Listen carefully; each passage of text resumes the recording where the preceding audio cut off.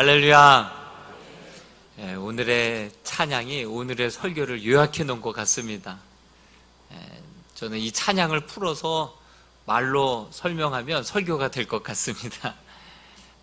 귀한 찬양 감사를 드립니다. 오늘은 우리의 피난처, 생명의 강가로 말씀하셨는데 찬양을 불렀는데, 우리의 피난처, 우리 하나님은 우리의 삶에 광야와 같은 인생길에 피난처 되시는 분, 우리 하나님이신 줄로 믿습니다. 제가 날카로운 질문 하나 드리겠습니다. 하나님이 계시다면 세상에 왜 악이 존재할까? 이것을 변증하는 학문이 바로 신정론입니다.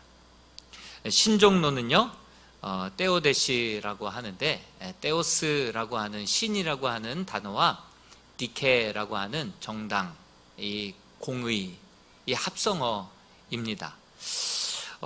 신이 이 세상에 악과 고통 속에서도 바르게 선하게 역사하시고 섭리하시고 이끌어 가신다라는 것을 변증하는 학문이 바로 신정론이라고 하는 학문이죠. 하나님은 전능하십니다. 그리고 하나님은 선하십니다. 그리고 그 하나님은 살아계십니다. 그런데 왜 세상에 악과 이렇게 믿는 자들까지도 고통이 존재하는 것일까요? 이 질문은 2300년이나 된 질문입니다. 여러분 에피쿠로스라고 아시죠? 그 철학자가, 쾌락주의자 에피쿠로스가 2300년 전에 한 질문이죠. 실제로 세상에는 수해, 지진, 또 화재, 기근 등 자연재해로 수많은 무고한 생명이 그렇게 고통당하고 생명을 잃습니다. 또한 인재에 가까운 전쟁, 테러, 납치, 폭력 등으로 악이 지금도 버젓이 존재하고 있고, 또한 고통이 존재하고 있지 않습니까? 실제 역사적으로 보아도 킬링필드, 홀로코스트, 유대인 600만 명이 또 그렇게 몰사당하지 않았습니까? 지금의 우크라이나 전쟁과 같은 억울한 희생자들이 계속해서 끊임없이 이어지고 있는데, 어떻게 하나님이 선하신데 또 하나님이 전지전능하다라고 하신다면 이러한 기근으로부터, 이러한 자연재해로부터, 이러한 악으로부터, 이러한 전쟁으로부터 왜 믿는 자들을, 이 세상을 보호하지 못하는 것이냐? 그러면서 이것을 한번 답변해 봐라. 무신론자들은 그러니까 하나님은 신은 없다, 이렇게 증명합니다. 반면에 이러한 질문에 대한 변증이 신정론이라고 말씀을 드렸죠. 이 세상에는 사탄 마귀, 눈에 보이는 세계만이 전부가 아니죠. 총성 없는 전쟁이 치열하게 지금 세상에서 치러지고 있는데, 영적인 전쟁 그 배후에는 사탄 마귀가 역사하고 조장하고 있다는 것을 우리는 잘 압니다. 뿐만 아니라 하나님은 자유의지를 인간에게 줬습니다.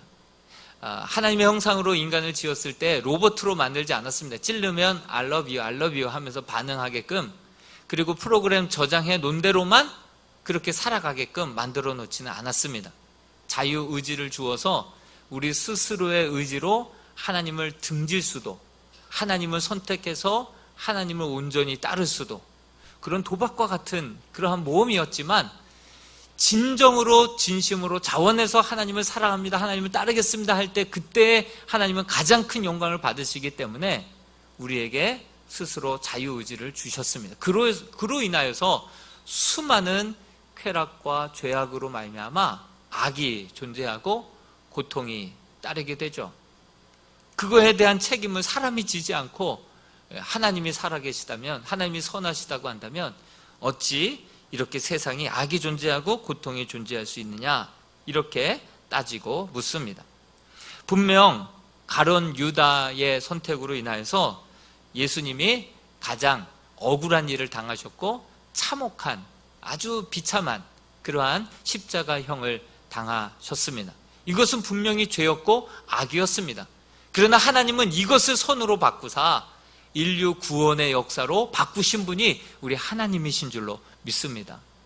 여러분, 예루살렘에 큰 부흥이 일어났을 때 그때 네로 황제를 기독교인들이 이 로마 제국에 불을 질렀다 그러면서 모든 원인을 크리스찬들에게 돌리지 않았습니까? 그래서 대대 큰 박해가 밀려왔죠.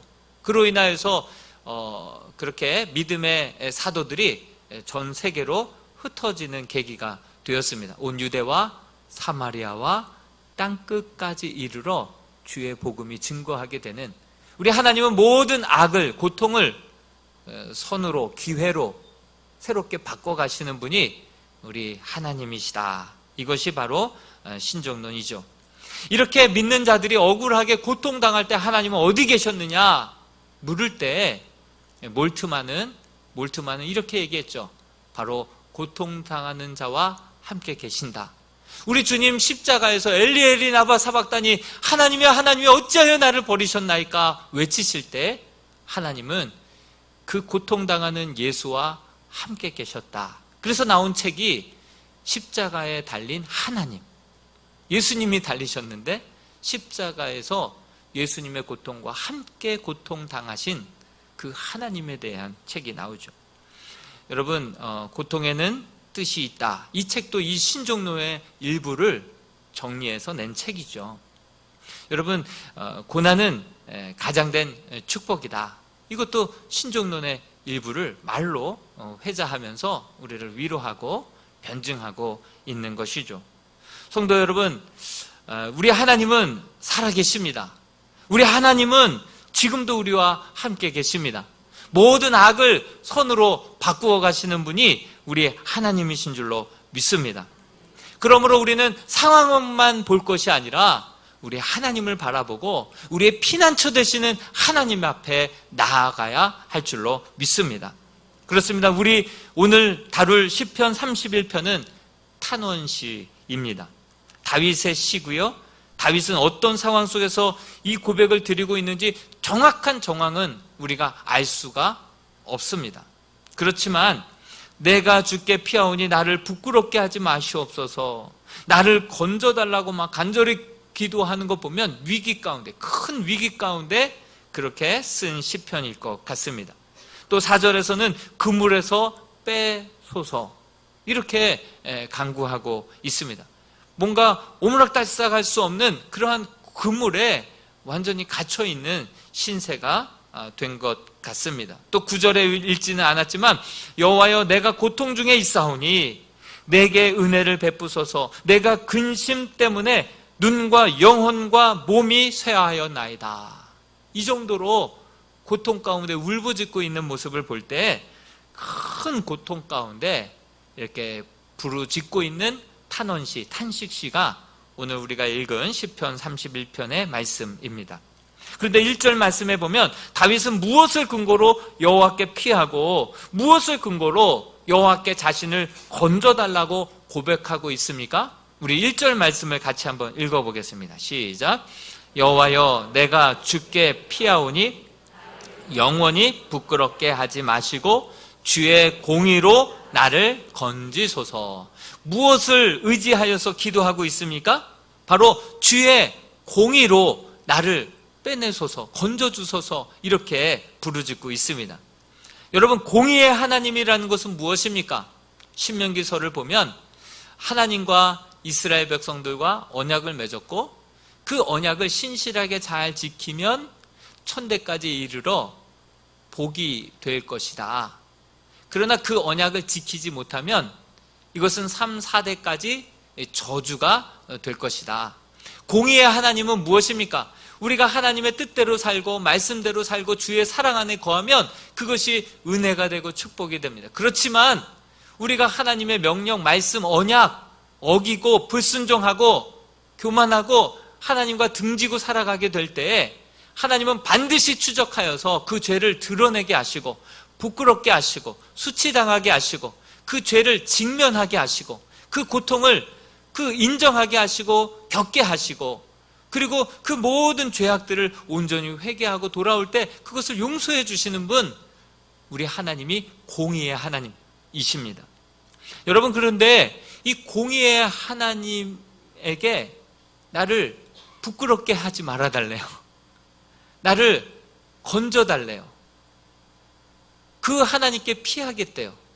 죄를 드러내시는 것이 공의인데요, 반드시 어떤 죄악도 그렇게 죄를 저지르고 나서 그 바람에 나는 겨와 같이 감춰져 있는 죄도 결국은 드러내시는 분이, 다 드러내시는 분이 하나님, 공의의 하나님이신데, 그 공의의 하나님 앞에 나의 죄악을 감춰주시고 부끄럽게 해주지 마시고 나를 건져주시고 나를 인도해달라고 그렇게 다윗이 고백하고 있습니다.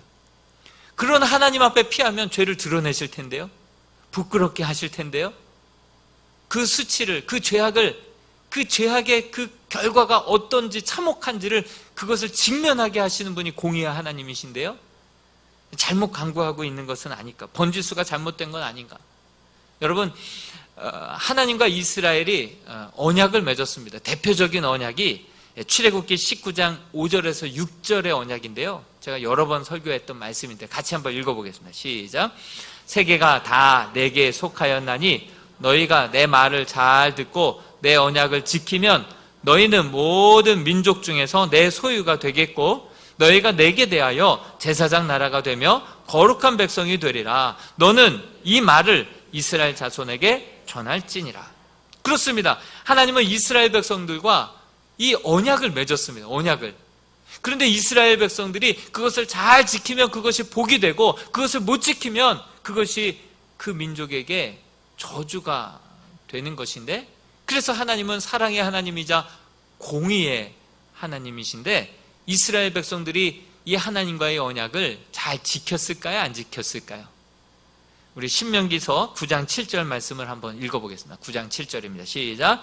너는 광야에서 내 하나님 여호와를 경노하게 하던 일을 잊지 말고 기억하라. 내가 애굽 땅에서 나오는 날부터 이곳에 이르기까지 늘 여호와를 거역하였으되. 애굽에서 출애굽한 그 이전부터, 그때부터 지금까지 너희가 늘 나를 거역하며 살았다는 거예요. 그럼 남 볼 것도 없죠. 내 자신은 어떻습니까? 하나님의 말씀을 몰라서 안 지키는 겁니까? 아는데도 거역하고 살아갑니까? 대표기도 때마다 늘 하나님의 말씀대로 살지 못한 것을 회개하지 않습니까? 우리 모두의 마음 아닙니까? 우리는 늘 하나님을 안 그 순간부터 하나님을 거역하며 알게 모르게 살아가는 그런 죄인이죠.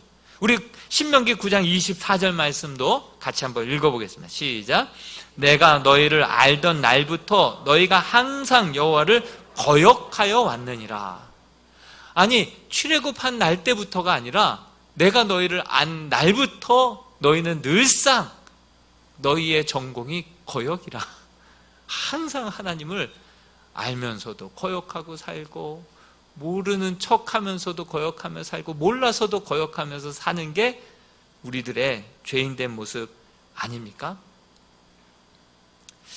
어찌 보면 다윗이 그물에 걸려들고 또 눈도 영혼도 몸도 새하여질 정도로 고난을 당하게 된 것도 결국 다윗이 하나님을 거역하고 불순종하고 자고하고 교만하여서 결국 스스로의 선택으로, 스스로의 발걸음으로 그 그물에 걸려든 거 아닌가 생각이 듭니다.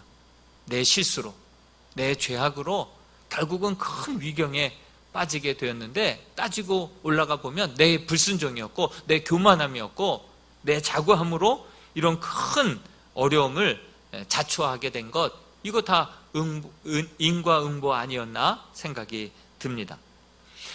수요일마다 철로역정 이제 딱 2번 정도 남아 있는데요, 철로역정에 보면 기쁨의 산지, 거의 끝자락에 기쁨의 산지 이야기가 나옵니다. 거기에 보면 4명의 목자가 나오거든요. 그 목자를 통하여서 아주 지혜롭게 또 신실하게 인도함을 받고 위로도 받고 회복도 얻었습니다. 그런데 그 기쁨의 산지를 떠나기 전 이 크리스찬과 소망에게 4명의 목자가 꼭 당부의 말씀을 전해줍니다. 당부의 말, 이거 꼭 기억하라, 이거 잊으면 안 된다, 당부의 말을 전합니다. 그 당부의 말을 같이 한번 읽어볼까요? 시작.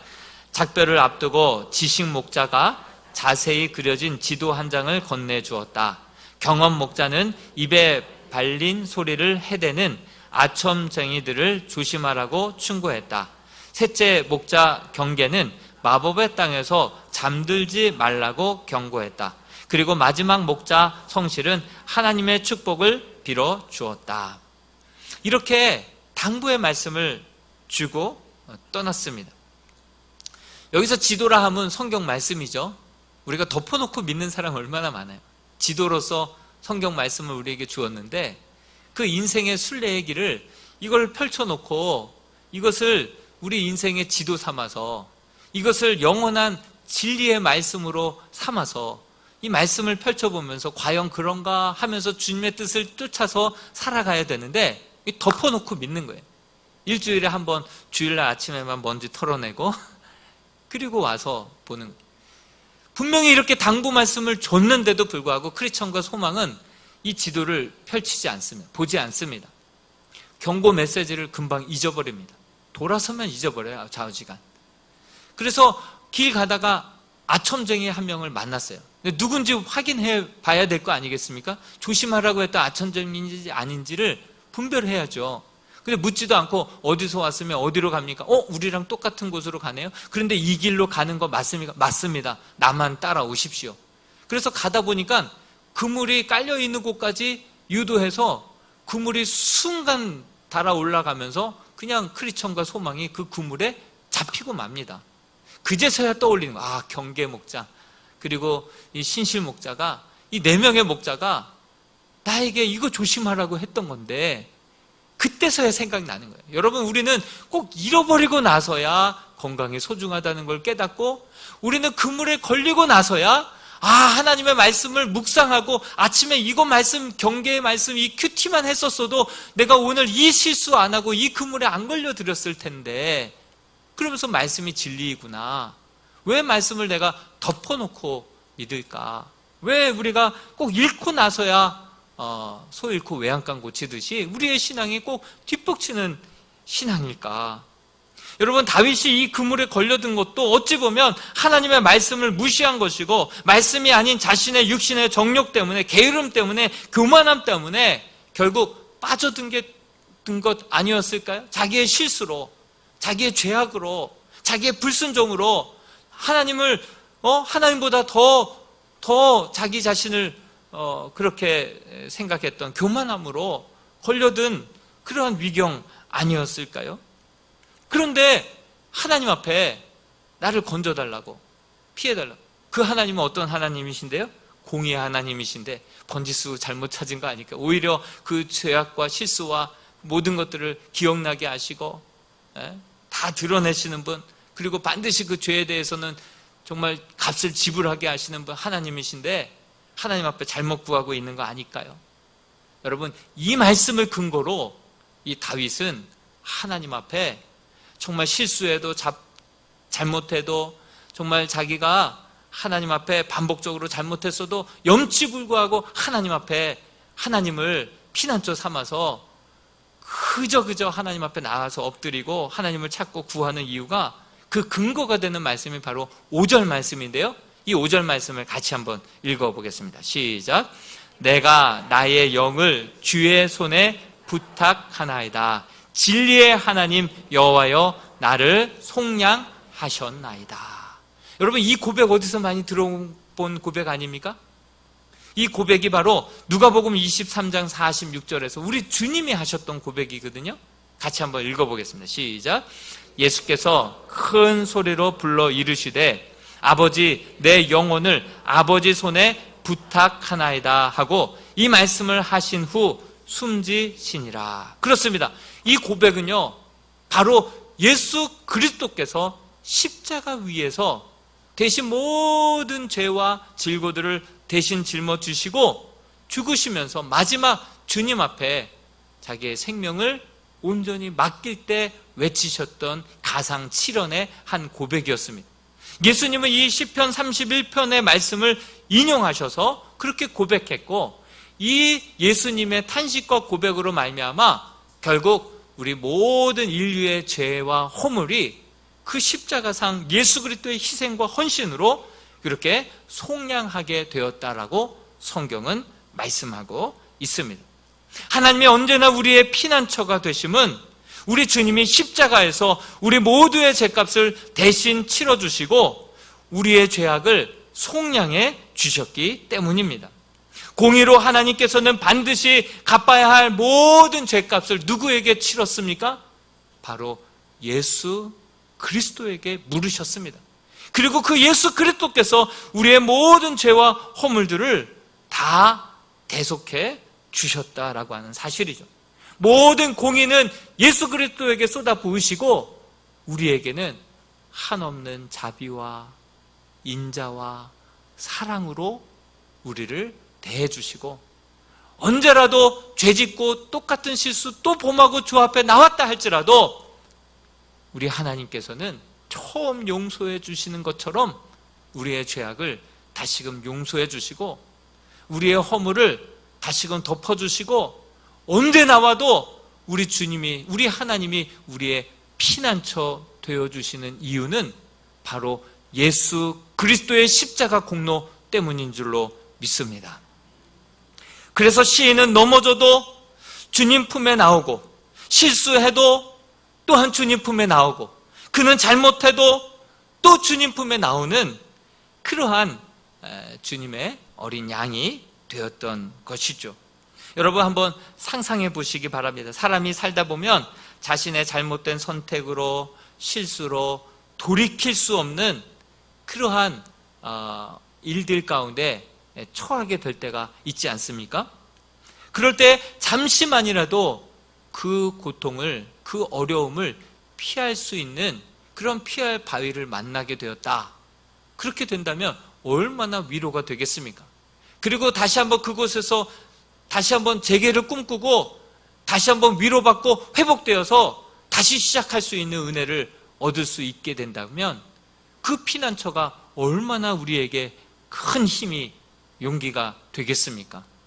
여러분 그 다윗이 그 전장에서 쫓기고 거의 그물에 그렇게 잡히듯이 쫓겨가지고 코너에 몰려있을 때 하나님이 그의 피할 바위가 되시고 그의 산성이 되었다라고 했을 때 그 다윗에게는 얼마나 큰 위로와 용기와 힘이 되었겠습니까?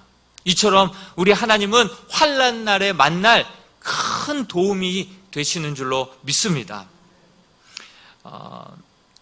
여러분 우리의 잘못으로든 실수로든 정말 내 좁은 어깨로 다 책임질 수 없는 큰 위기를 만나고 전쟁을 만나고 딱 그물에 걸린 꼴이 되었다 하더라도 내가 어떻게 손 쓸 수 있는 방법이 내게는 아무것도 없고 공이 코트 밖으로 넘어갔을 때 우리는 우리의 피난처 되시는 그러한 하나님을 의지하여서 우리의 실수로 그런 일을 당했다 하더라도 우리의 죄악으로 그렇게 넘어지고 자빠지고 다시금 회생불능의 그러한 지경에 놓였다 할지라도 우리 하나님을 피난처 삼아서 주님 앞에 나오게 되면 우리 하나님께서 언제 그랬냐는 듯이 우리를 품어주시고 우리를 회복시켜주시고 우리에게 다시 시작할 수 있는 용기와 기회를 허락해 주시는 분 우리 하나님이신 줄로 믿습니다. 기도할 수 있는데 왜 걱정하십니까? 우리 하나님이 살아계시는데 왜 염려하십니까? 우리 하나님 피할 바위 되시고 구원과 산성이 되시는 하나님 앞에 나오게 될 때 다시 한번 이 세상이 아니라 하나님이 주시는 위로와 용기와 힘으로 다시 시작할 수 있는 은혜를 주시는 분 우리의 피난처 되시는 하나님이신 줄로 믿습니다.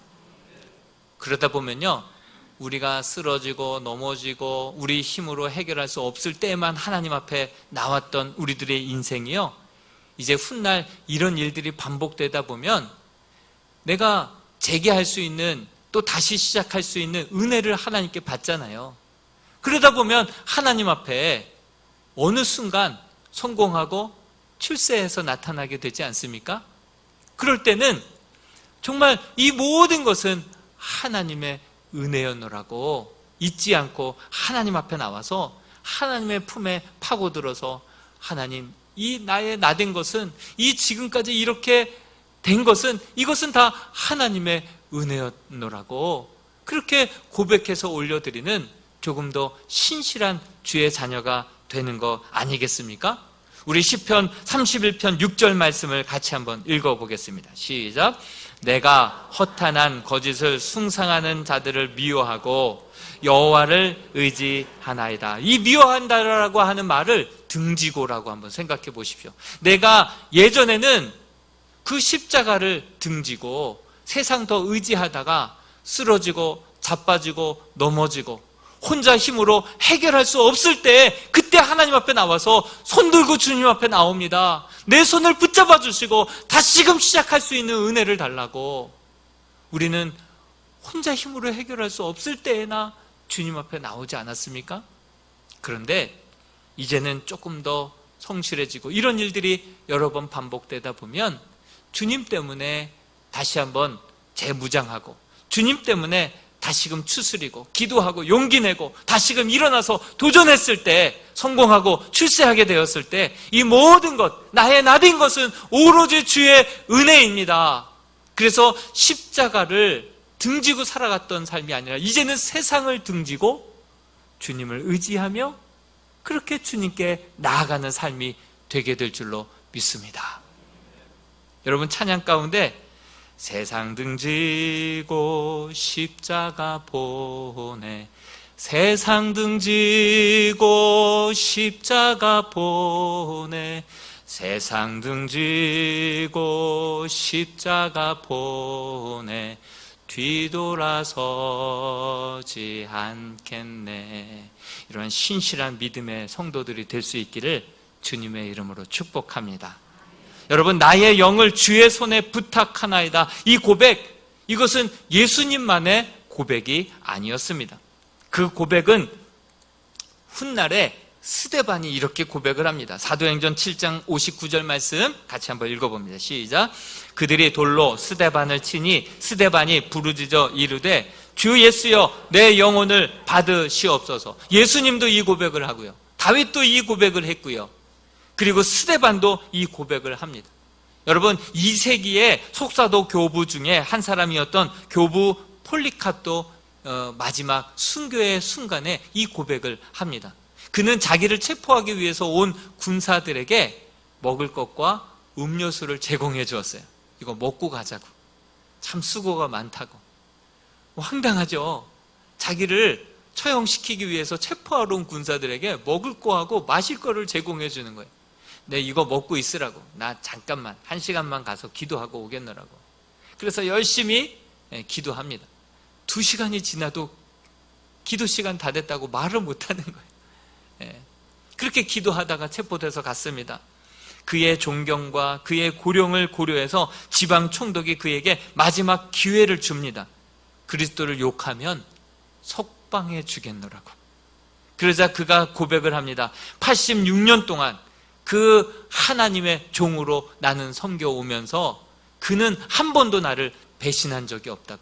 그런데 내가 어찌 그 주님을 배신할 수 있겠냐고 그렇게 고백을 합니다. 그러자 황제가 끝까지 무릎을 굽히지 않자 마음을 바꾸지 않으면 불로 화형을 시켜버릴 거라고 그렇게 얘기하자 다시 한번 당당하게 이야기합니다. 당신은 잠시 타다가 소멸되는 불을 가지고 위협합니다. 그런데 당신은 악한 자들을 위하여 예비된 다가오는 심판과 영원한 처벌의 불을 알지 못하고 있군요. 그러면서 지체하지 말고 당신 원하는 것을 하라고 합니다. 그러면서 하늘을 우러러서 순교자의 영광을 나에게 허락해 주시는 하나님께 감사하고 그러면서 내 영혼을 아버지께 부탁드립니다. 이 고백을 하고 순교를 하게 되었습니다. 지난주에 말씀드렸던 얀후스도 마지막 순간에 이 시편 31편 이 5절의 고백을 하고 순교했습니다. 다시 말해서 환난 날에만 나를 찾아와서 그렇게 건져달라고 기도하는 것이 아니라 마지막 그 순간에도 하나님을 선택하고 끝까지 주님 편에서 자기의 모든 생명을 주님께 맡기는 그러한 성도로 변화되었던 것이죠. 비록 삶이 여기서 끝난다 하더라도 내 영혼을 아버지 품에, 아버지 손에 맡깁니다. 그러다 보니 마지막 순교의 모습도 어두움이 아니라 빛이었습니다. 슬픔과 낙심과 절망과 두려움이 아니라, 우울이 아니라 담대함과 오히려 기대와 소망의 눈빛이었습니다. 그래서 그것을 보고 수많은 사람들이 도전을 받고 회개하고 종교개혁에 가세하고 참여하고 함께 주님을 믿어도 제대로 믿는 성도들로 많은 영혼들이 새롭게 결단하는 그러한 시간이 되었던 것이죠. 많은 사람들이 묻습니다. 하나님이 계시다면 왜 세상에 악이 존재하는가? 이렇게 묻습니다. 그런데 이 질문을 이제 우리는 바꿔야 합니다. 하나님이 공의의 하나님이신데, 반드시 죄악을 추적해서 드러내시고 심판하시는 하나님이신데 왜 나를 진멸하지 아니하시고 심판하지 아니하시고 나에게 이렇게 무한한 용서와 사랑과 기회를 주시는 이유가 무엇일까? 내가 무엇이간데? 내가 뭘 했다고? 왜 나를 이렇게 사랑하시나? 그 이유를 우리는 물으면서 정말 우리의 피난처 되시는 하나님 앞에 언제든 나아갈 수 있도록 그 길을 열어주신 피난처 되신 예수 그리스도를 잊지 말고, 우리는 이 세상을 등지고 우리 십자가 바라보면서 주님과 함께 묵묵히 걸어갈 수 있는 주님의 믿음의 순례자들이 다 될 수 있게 되기를 주님의 이름으로 축원드립니다.